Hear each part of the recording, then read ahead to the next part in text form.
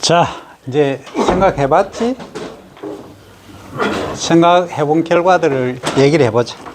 한번 불러봐봐. 주제가 뭐였죠? 고유가 시대.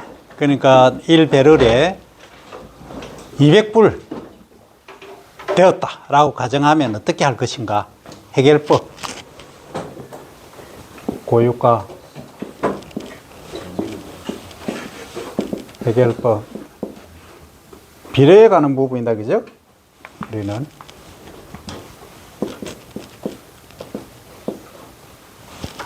자, 1번.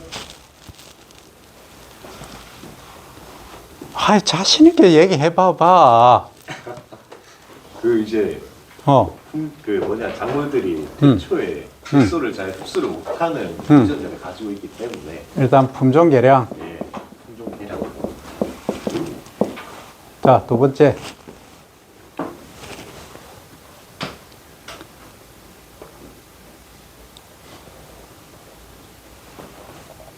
그 전국립대 스마트 농산업학과에서 이런 아이디어 하나밖에 안 나오면 좀 문제가 있는 거 아니야?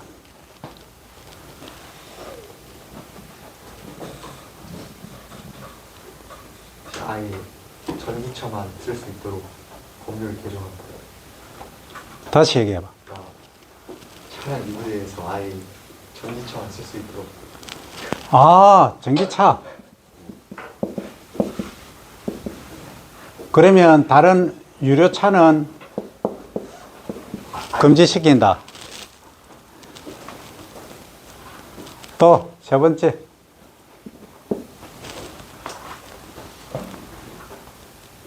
좀 자신 있게 해봐봐. 여러분들의 IQ가 평균 120이면 30명이면 얼마야? 3,600 아니야?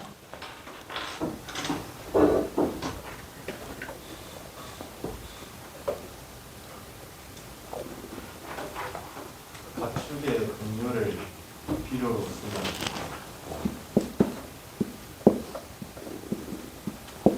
가축 분열을 필요로 쓰겠다. 좋았어. 또. 엉뚱한 답변일 수도 있는데 그 병아리들 보면은 이제 다른 가축들보다 이제 그 배설물의 질소 함량이 훨씬 높아가지고 걔들을 풀어놓고 이제 작물들과 동반 사육을 하였나 그냥 좋은 방법이 될 수도 있을 것 같습니다. 가금류 방목한다.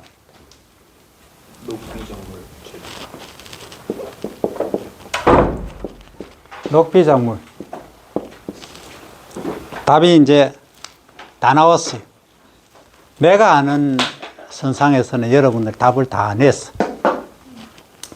첫째는 이 품종적인 차원에서 가면 지난 시간에 외등집 식물과 상등류 식물에 관해서 얘기했죠. 아이, 작물 분류하면서 했습니다. 그죠?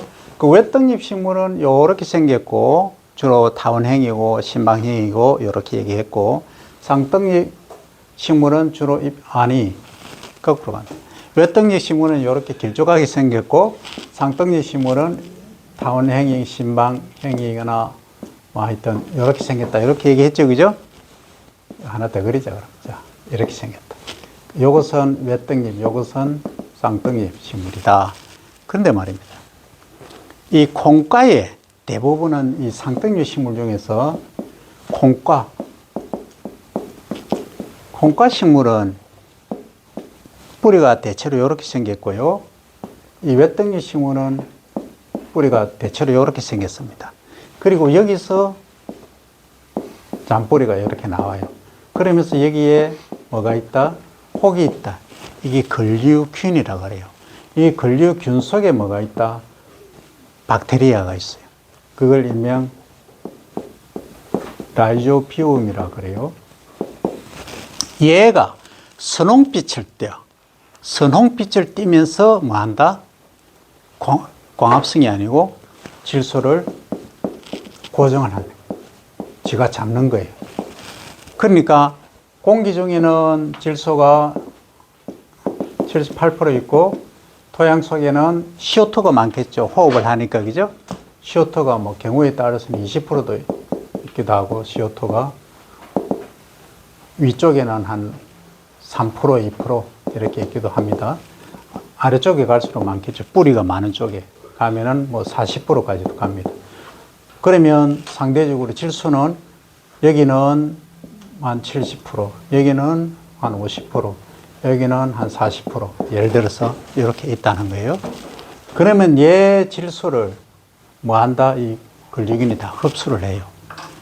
그래서 지상부가 자라는데 여기에다가 질소 공급을 해주는 거예요. 그죠? 근데 외떡류 식물은 이게 안 돼. 그냥 요렇게 돼, 그렇지, 뿌리 흙이 없어요. 그러니까 공기 중에, 공중에 질소를 고정을 못 한다 하는 얘기예요. 외떡잎은. 상떡잎은 고정을 하더라 하는 얘기예요. 그래서 일본에서 많은 연구를 해서 품종을 만들었어요. 콩 품종을. 뿌리 흙이 엄청 많이 달리는 걸 만들어 봤어요. 그래서 작게 1호, 2호, 3호, 그 일본 말하면 사쿠게 있지, 니상 식으로 만들어서 막 따라 보니까 수량이 100kg밖에 안 나와요. 시바르당 300평당. 비료를 줘서 해보니까 시바르당 300kg 나와요. 그 어느 걸 할 거예요? 당연히 이걸 하겠죠. 비료 주는 게 낫잖아, 수량이. 경제성이 없는 거야. 그래서 학술적인 가치는 있어도 아직은 경제성이 없다. 그래서 얘가 공기 중에 있는 질소를 고정을 해서 위로 공급해 줬잖아요. 그죠? 그럼 씨는 어떻게 살아요? 여기서 광합성에서 당이 만들어졌잖아. 그죠? 이 당을 뭐 한다? 지도 먹는 거야. 그럼 질소는 주고 당은 지가 먹고. 무슨 관계? 기브앤테이크 관계죠? 주고받는 관계. 그래서 뭐 한다? 같이 산다. 왜 이래? 같이 산다. 공생하고 있다. 공생관계라고 얘기를 한다 이 말이에요. 근데 지만 먹기만 하고 소위 피만 빨아 먹기만 하고 주진 않는다. 무슨 관계? 그건 기생이라고. 그걸 기생한다. 더불어 산다. 이렇게 말해요. 그걸 기생이라고. 아이 옛날에 이 무의하고 춤추고 하는 그런 기생은 이게 아닙니다. 달라요. 이거는 기생, 흡혈귀처럼 피만 빨아먹고 안 주는 거. 이걸 기생이라는 기생. 여기서는 이 콩과는 공생관계에 있다. 이렇게 말합니다. 그러면 품종적인 차원에서 우리가 상떡잎 식물 중에서 콩과를 심으면 이런 문제를 일부 해결하게 되겠죠. 그죠? 일부. 자, 그 다음에 오늘 펜이 다 돼간다. 자, 두 번째 전기차 이용하자. 내 차 무슨 차예요? 전기차지. 넥타이 무슨 컬러예요? 왜 주구장창 이 초록색만 쓸까? 왜? 환경을 생각해서 지구가 계속 온난화되고 있으면 지금 심각한 문제에 봉착해. 그래서 여러분들 이게 초록색 생각하라고 내가 항상 초록을 강조하잖아. 넥타이 색도 그래요. 이게, 뭐라고? 내가 실제 그 일을 하고 있어. 경남도에 탄소 중립 녹색 성장 내가 민간위원장 하고 있어요. 그러니까 의무적으로 해야 돼, 이 컬러를. 여러분들 우리 유니폼 무슨 색이에요? 초록색이 바탕이잖아. 그죠? 그럼 우리는 뭐 해야 된다? 지구를 지키는 일에 함께 동참해야 된다. 그래서 대중교통을 이용하고 전기차를 타야 된다. 이게 해결 방법 중에 하나죠. 그죠? 자, 그 다음 요거는 가축 분유는 아주 중요한 얘기가 나왔어요. 이때가 가축 분유를 제대로 활용할 수 있는 시기다. 타이밍이 왔다. 그럼 과거는, 원래는 가축 분유를 해양 투기를 했어요. 해양. 바다에, 먼 바다에 뿌리면 됐었어요. 그런데 법안이 발의가 돼서 국제적으로, 야, 그 바다는 오염되면 괜찮나? 너가 안에서 해결해. 해서 해양 투기 금지법이 발의가 되어 있어요. 그럼 우리는 못해. 그럼 어떻게 한다? 안에서 처리를 해야 돼. 그러니까 안에서 처리를 하면 어떤 방법이 있겠다? 요걸 비료로 만들자는 거지. 비료. 그래서 비료를 만들면 작물이 더 유익하잖아. 그죠? 그리고 우리 여기 응용생명과학과 서모 교수님은 이 과제로 지금 뭐 몇백억의 과제를 수행하고 있어. 몇백억. 이번에 된 거면 70억인가 그래요. 그 왜 정부에서 또는 회사에서 남동발전에서 돈을 줄까? 연구하라고. 그 많은 가치가 있기 때문에. 비료 만드는데 가축 번지를 가지고 악취도 안 나게끔 하고, 그러면 여기 악취 안 나게끔 하는데 뭐가 필요해? 누가 해요? 그 일을. 미생물들. 그렇지. 미생물에 한다면 미생물 쪽에서 얘를, 악취를 잡을 수 있는 악취 제거균, 탈취균이지. 그거에 관한 미생물을 연구를 하는 거예요. 그 다음에 또 물리적, 기계적으로, 화학적으로 하는 방법이 있겠죠? 그렇잖아. 그럼 케미칼을 뭘 쓰는 게 가장 효과적이냐? 그럼 이걸 여기서 예를 들어서 가축 분해의 질소가 4% 있다. N이. 그럼 뭐예요? 이거 완전 액비잖아. 아까 지중 점적할 때 어떤 비료 썼어요? 지중 점적할 때 토양 속에서 양분 공급했잖아, 수분하고. 그럼 이 비료 바로 쓰면 되겠지. 그죠? 그게 솔루션이라 전부 연동되어 움직이는 거라고. 그래서 여러분이 이 가축 분해, 그러면 액체는 그럼 그렇게 썼다. 그럼 고체는 분이라는 것은 고체를 말하고 여는 액체를 말하는 거예요. 오줌. 분은 똥을 말하고 여는 오줌을 말해요. 그럼 똥오줌이 나오는데 오줌은 처리했다. 똥은 어떻게? 그 액비로 썼지만은 분은 고체잖아. 요거는 유기질 비료. 비료 들어봤죠? 비료 한번 배워볼까? 비료 공부해보자. 비료는 첫째는 우리가 비료의 흡수 상태, 흡수 속도에서 보면 빨리 흡수하는 게 뭐라 그래요? 속효성. 천천히 하는 것을 지효성. 이렇게 말합니다. 그러니까 속자지. 빠르게 하는 것을 속효성 비료, 늦게 천천히 하는 것을 지효성 비료. 이렇게 말합니다. 됐죠? 그리고 케미칼로 이렇게 그래뉴얼화 되어 있다든지 이런 것들을 일명 화학적으로 만들어낸다 해서 화학 비료 이렇게 말하고요. 유기물, 퇴비, 보리집, 밀집 뭐 이런 거 있잖아요. 나뭇가지 이런 걸로 만든 것을 유기질 비료 이렇게 말합니다. 분류를 할 때요. 이해됩니까? 그리고 여기 지효성인데 다른 말로 또 완효성이란 말을 씁니다. 완효성 비료. Slow Releasing Fertilizer 이렇게 얘기를 하기도 합니다. 자, 그러면 이것은 그래뉴얼로 만든 케미칼로 우리가 고온 고압에서 만드는 것, 통상적으로 화학비료. 이것은 똥을 가지고, 분을 가지고 저기 유기물을 혼합해서 만드는 유기질 비료. 이렇게 일단 이해를 하면 됩니다. 그럼 여기서 비료를, 유기질 비료 만들면 한 푸대에 5,000원, 6,000원 정도 해요. 20kg에. 이게 돈 될까요? 안 될까요? 안 돼? 왜? 지금 비료가 응? 3만 원. 응.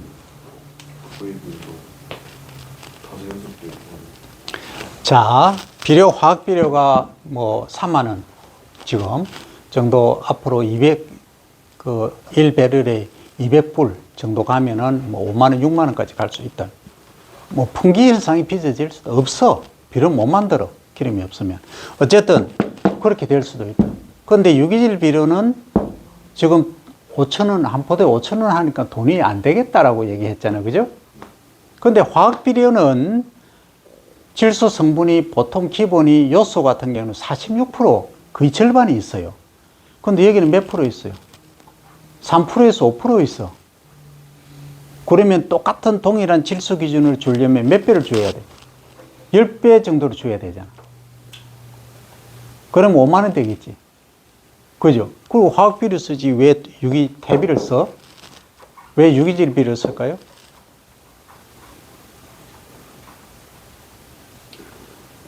왜? 화학 비료는 말 그대로 케미칼이죠. 빨리 녹죠. 속효성이죠. 한번 뿌리면 그날부터 물만 딱 줘버리면 효과가 그대로 나타나. 근데 유기질 비료는 서서히 릴리징 되어 나와. 유용 성분들이 NPK 이런 애들이. 그러면은 장점이 뭐예요? 지속적으로 한 번만 공급해주면 서서히 용출이 되어서 어떤 작물이 가을에 수확할 때까지 양분이 다 공급되는 거예요. 그러니까 한 번만 주면 되니까 더 편하지. 자주 안 줘도 되고. 그러니까 아까 경운 노타리 전에 표층에 뿌리 놓고 경운 노타리 하면 되겠죠, 그죠? 그러면 전청 시비가 돼. 그 유기질 비료의 장점. 그렇죠. 그러면 비료 가격으로 보면 질소 기준으로 해서 오히려 비슷하거나 이게 더 비싸잖아요, 유기질 비료가. 그렇죠. 근데 얘가 또 다른 역할이 있다. 뭐냐? 화학 비료는 빨리 녹아버리니까 비가 많이 온다든지 하면은 빗물에 녹아서 어디로 간다? 지하수로 오염시키는 토양 속으로 가는데 흘러 내려가 버려요. 그럼 하천이나 강 오염시킬 수 있겠지. 그게 양이 많으면 강이 어떻게 된다? 매년 나오잖아. 강이 오염돼서 색깔이 강물색이 초록색을 띄어버려. 그걸 녹조라 그래. 그런데 바다로 가니까 얘가 어때? 붉은색을 띄어. 그걸 뭐라 그래? 적조가 발생. 그 녹조, 적조 이게 환경 문제가 발생한다 이 말. 그러니까 녹조가 발생하니까 거기에 막 온갖 문제가 되는 균들이 자라더래요. 그래서 식용으로 하지 마라. 낙동강물 썩었다, 오염됐다, 빨리 개선하라. 만날 부산 시민들이 이렇게 하고 있고 거기에 엄청난 돈을 투자를 하고 있어도 해결이 잘 안 된다. 그 비료를 뭐 극단적으로 얘기한 거예요. 그 정도는 아니에요, 비료는. 근데 물론 공장 폐수하고 여러 그런 오염원이 있어요. 거기서 나온 거지. 농업은 아주 극히 미약합니다. 어쨌든 그와 반면에 유기질 비료는 서서히 용출이 된다 했죠, 그죠? 서서히 녹으니까 어때요? 비가 뭐 많이 오든 적게 오든 팍이 녹아서 강, 하천, 바다를 오염시킬 염려가 거의 없다. 그리고 토양 속으로 내려가서 지하수를 오염시킬 염려도 거의 없다. 그래서 유기질 비료가 좋은 거예요, 1차적으로. 그러면 이용 효율이 높겠죠? 또 두 번째, 토양의 얼굴, 토성에 관해서 배웠죠? 토성이 몇 가지로 구분해요? 5가지. 자, 사토에서 사양토, 양토, 식양토, 식토까지 배웠다, 그죠? 그러면 사토는 모래흙이 많죠? 그죠? 모래 입자가 크죠? 크니까 비가 오면 어때요? 거기 비료가 섞여 있으면 용탈이 되어버리지. 물 따라서, 그죠? 근데 유기질 함량이 많으면 양분이 딱 잡고 있잖아. 그러니까 사질 토양을 개선하는 효과를 가지고 있다. 그래서 공급도 늘려주고 하기 때문에 유기질 비료는 필수다 하는 거예요. 어디에? 사질답에는 특히 필수다 하는 거예요. 그래서 이 유기질 비료가 하는 역할이 그만큼 크기 때문에 중요하다. 그리고 지금 문제되고 있는 것이 지구온난화가 문제가 되고 있잖아. 그럼 지구온난화 문제를 줄이기 위해서는 어떻게 하든지 광합성을 많이 해서 공기 중에 CO2를 잡아가지고 나무 속에 고정을 시키고 그게 수십 년, 수백 년간 토양 속에 집어넣어서 천천히 나오도록 해야 되겠죠. 그죠? 그런 것까지 다 생각하면 결국 유기질 비료가 그만큼 중요한 역할을 하고 있다 하는 거예요. 여러분들이 아주 좋은 답을 내놨다, 그죠? 자, 그 다음에 가금류라고 얘기했는데 이것도 아주 굿 아이디어예요. 가금류뿐만이 아니고 독일이나 일부 이제 한국도 마찬가지입니다만은 미국도 그러하고 일부 이제 조금 자연을 생각하는 분은 닭을 사육한다. 닭. 재배하고 하는데 왜 닭까지 나오느냐? 여러분들 폭을 넓혀야 됩니다. 닭을 사육하는데 그 알을 놓으면은 난각 분호란 게 있죠. 계란 먹는 사람 손 들어봐.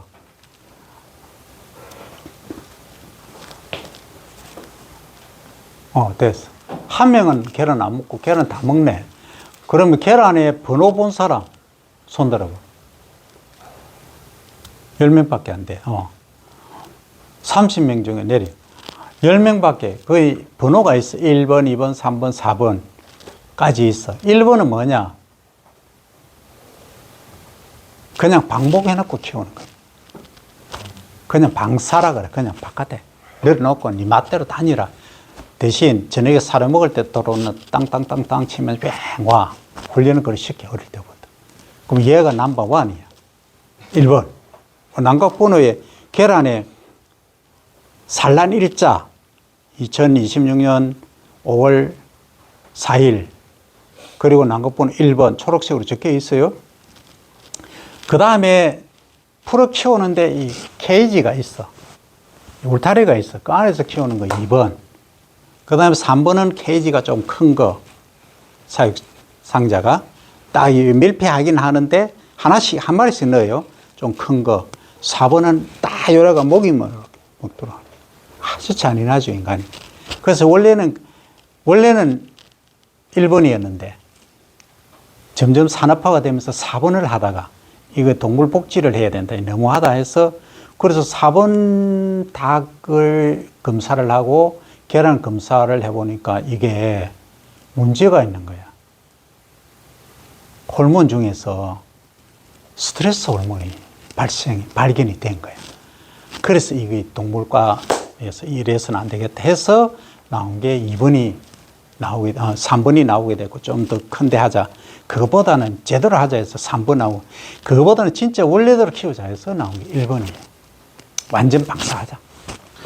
그래서 닭을 이렇게 하는 방법이 있고, 돼지 있죠, 돼지. 돼지도 그냥 가수원에서 풀어놓고 키워.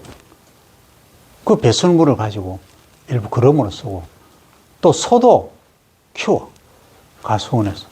그러니까 어떤 장단점이 있느냐. 일단 방목이란 걸 한번 얘기를 해볼게요. 방목이 뭔지 알아요? 방목?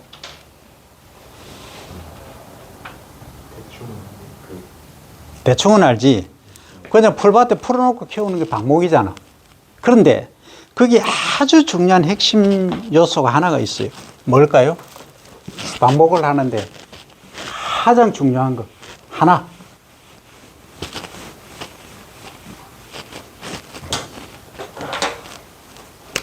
방목.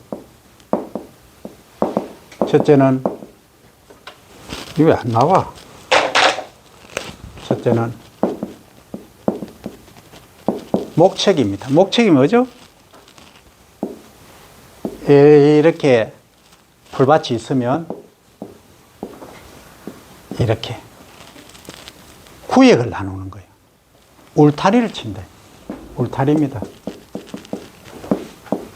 울타리를 친다. 그럼 울타리를 쳐서 어떻게 하는데, 염소가 이렇게 있으면 여기 문을 내놓고 여기 문이 다 있습니다. 그래서 여기 1번, 2번, 3번, 4번, 5번, 6번, 7번, 8번, 9번으로 해서 순서대로 이렇게 먹인다. 왜? 왜 그래야만 하는데? 그냥 이거 없이 그냥 소가 뭐 마음대로 다니게 하면 되지. 왜?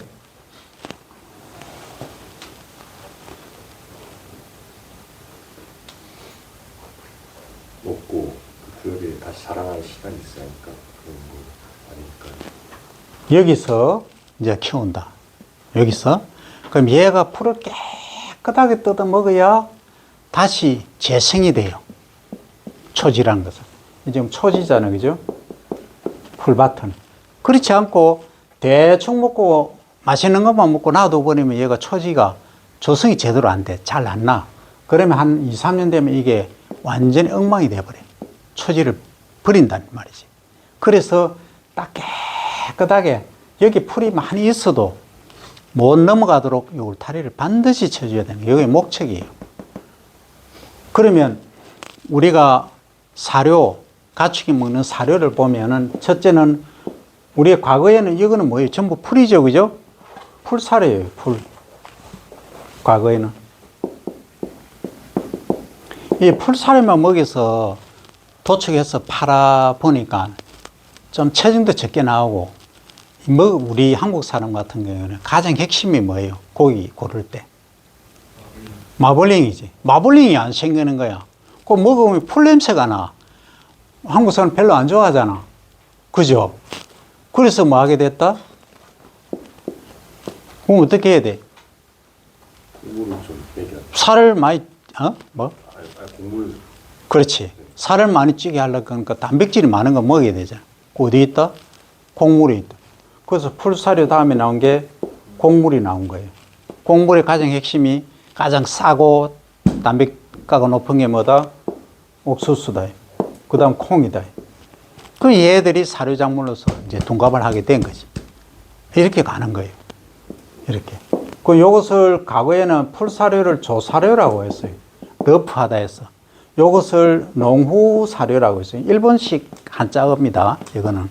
어쨌든 옛날 사람들은 조사료, 농후사료 이렇게 얘기하는데 여러분들은 순우리말 풀사료, 곡물사료 이렇게 기억을 하면 됩니다. 이렇게 간 거예요. 이렇게 가니까 이거 곡물사료는 매일 주려고는 비싸잖아. 그냥 풀만 먹으면 되는데 그 미국 친구들이 하는 얘기가 있어요. Joe, you see the field, the cows feel very happy 이랍니다. 그 봐봐라. 가축 소들이 엄청 행복을 느끼고 있다. 그래서 어쩌라고? 저렇게 행복한 소, 저렇게 자랐는데 너가 수입해가 가서 사 먹어. 너가 어떻게 키우는데 저거 다 알고 있어요. 우리는 뭐 이렇게 하든지 이렇게도 잘 안 하지. 어떻게? 요만한 케이지 안에 요 한 마리, 두 마리, 한 마리 이렇게 키우잖아. 많으면 5마리. 동물복지 생각해서 크게 확정해가 20마리. 왜 안 사가노?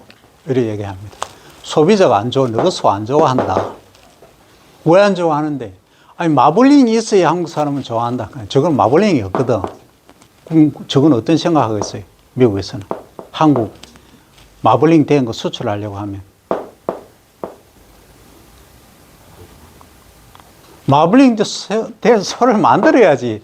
그러니까 이 풀에 그냥 저 푸른 초원 위에 소 키워갖고는 마블링이 없어. 그럼 어떻게 한다고? 그렇지. 곡물 사료를 한 3, 4개월 출하하기 전에 집중적으로 먹이는 거예요. 수출할 것만. 그 미국 사람들은 마블링이 안 좋아해. 그냥 스테이크 하면 뭐예요? 뭐 기본 미디움, 로우 미디움, 웰 미디움, 또 웰던. 웰던 미국 사람 잘 안 먹어. 한국 사람 좋아하지. 어쨌든 미국 사람 피가 찔찔 이런 거 좋아해. 한국 사람 피 있으면 보면 기급해버리잖아. 어떤 그런 차이. 이렇다. 그럼 여기서는 지금 풀사료를 요렇게 저 푸른 초원 위에서 조금 개선된 거죠. 울타리가 있으니까. 이게 뉴질랜드에서 나온 거예요. 뉴질랜드식 방목법이에요. 그럼 왜 그럼 울타리를 치는 게 좋느냐? 아까 얘기했죠? 왜? 초지 관리를 좋게 하기 위해서. 그럼 그 원리를 더 따져보면은 화분과 콩과 얘기했죠. 화분과는 이렇게 자랍니다. 주로. 콩과는 이 컬러가 좀 다른 게 나와야 되는데. 키가 좀 작고 이렇게 자란다. 이렇게. 근데 우리가 초지라는 것은 결국은 소나 가축들이 먹기 위한 거잖아. 근데 질소 우리가 기준으로 주로 말하긴 하는데 TDN이라는 용어를 씁니다. TDN 얘기했나? 그걸 했으면 좋아. 총 가소화 양분이죠. 토탈 다이제스터블 뉴트리언트 함량이 높아야 돼. 그럼 질소 함량이 어느 정도 되느냐 하면은 3에서 4% 정도 되는 게 좋더라. 그러면 콩가는 5%더라. 5에서 6% 정도 돼요. 요거는 한 2 내지 3% 정도 되더라. 그러면 요걸 비율을 딱 보니까 요거 콩가를 30%, 화분가를 70% 정도로 딱 해서 재배해 보니까 가장 조합이 좋더라는 거죠.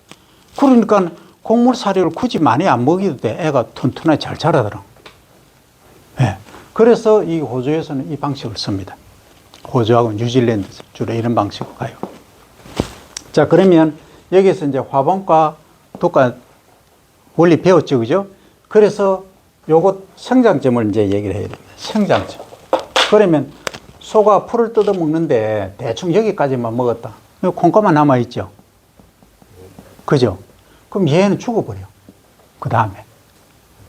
얘는 죽어버려. 그럼 어떻게 해? 얘는 이 아래쪽까지 쥐 표면 한 1cm 정도까지 위에까지 뜯어 먹어야 돼. 여기까지. 그래야 다음에 리고로스 재생이 돼. 분을 때 더 왕성해져.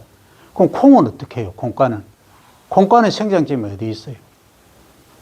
선단이 있어요. 끝에 이어 있어. 그럼 콩가는 그럼 다음에 어떻게 하는데? 콩가는 뿌리로 번식하기 때문에 뿌리에서 다시 나와. 그래서 이렇게 방목이 가능한 거예요. 그래서 깨끗하게 뜯어 먹을 정도로 해놓고 관리를 해야 된다. 그래서 이 목책이 필요하다. 이 얘기예요. 저 풀은 초원이긴 하지만 반드시 목책이 필요하다 하는 거예요. 그러면 요거 하고 나면 2번, 3번 이렇게 올라간다 하는 얘기예요. 자, 그러면 염소 같은 경우에, 소 같은 경우는 주둥이가 어때요? 요렇게 넓적하죠? 염소는 어때요? 염소는 뾰족하잖아. 요렇게. 좀 심하게 그런데. 염소가 못 먹는 게 딱 두 개가 있어. 뭐와 뭐?